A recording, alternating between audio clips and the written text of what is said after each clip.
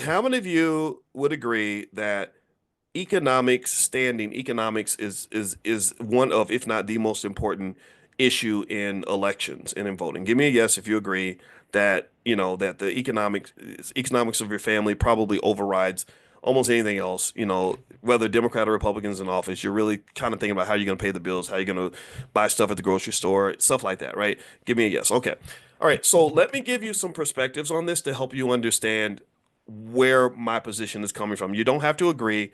Just hear me out on this. And also, by the way, before I move on with that, I want to mention yesterday, a lot of you saw Brother Nuri Muhammad. He did a damn good job. He's an extraordinary man. And I was super pumped up about, about him doing a class in the Black Business School. And right after we got done, uh, we got a notice that it's not the right time to do the class.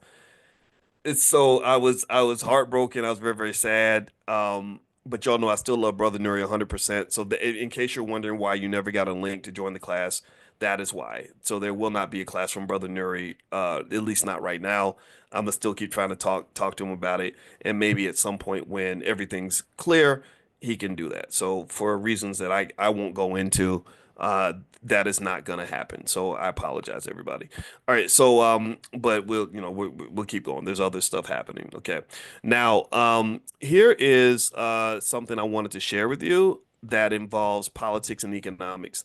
Now, one of the things that we've mentioned before is that unfortunately, if you read Dr. Claude Anderson's book, Powernomics, he explains that black people vote more than anybody, but our wealth has not gone up. If you look at where black people ranked in wealth 50 years ago, we were dead last at the bottom. If you look at where black people rank in terms of wealth right now, we're still dead last at the very bottom. That has not changed at all.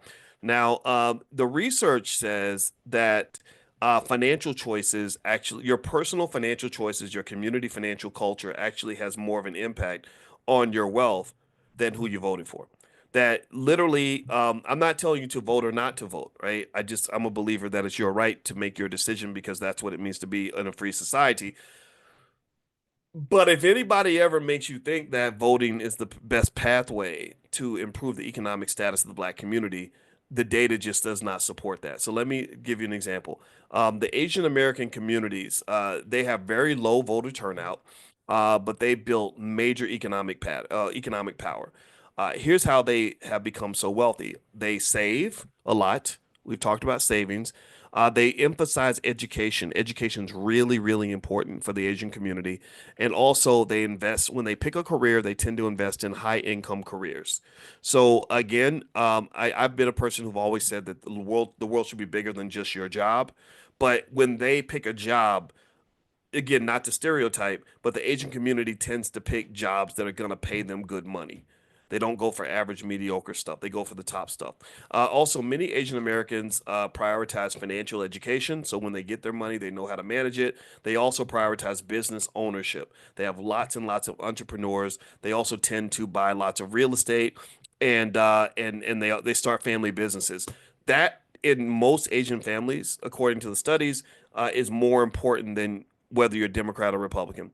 Other communities that do well, Nigerian Americans actually do quite well. They have very high median incomes, higher than the national average, despite the fact that they also don't have high political participation.